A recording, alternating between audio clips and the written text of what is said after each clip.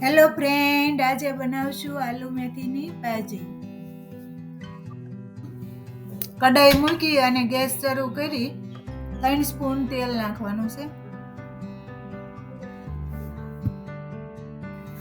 તેલ ગરમ થઈ ગયું છે.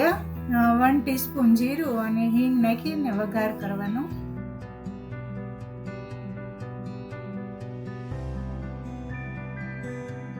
હવે ચોપ કરેલું લસણ નાખવાનું છે. લસણને સાતળી લેવાનું છે. હવે લસણ સતળાઈ ગયું છે એટલે આદુ મરચાંની પેસ્ટ ઉમેરવાની છે.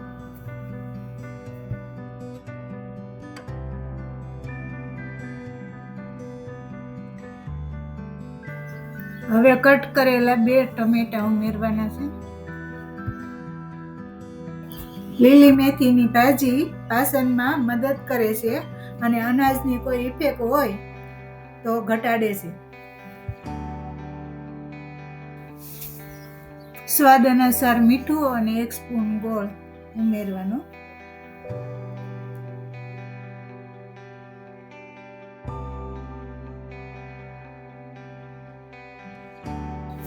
ગોળ અને મીઠું ઉમેરી અને પછી સાતળવાનું.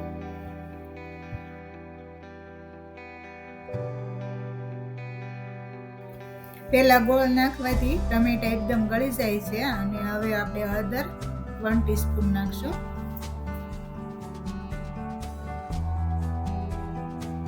વન સ્પૂન મરચું નાખશું.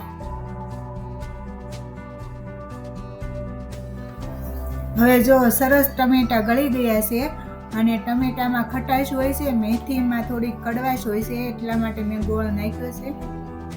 1 ટીસ્પૂન ધાણા જીરું નાખી અને સાઈડમાં બાફી અને બટેટા કટ કરીને મૂકી રાખેલા એ ઉમેરવાના છે.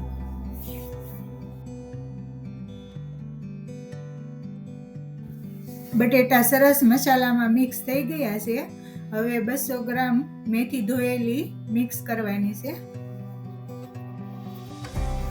આમાં મેં લીલી ફ્રેશ મેથી લીધી છે.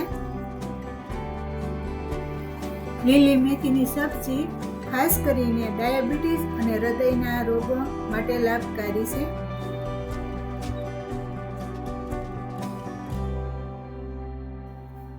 આમાં મેં મેથી ઉમેરી ગળી અને એકદમ સોફ્ટ થઈ ગઈ છે.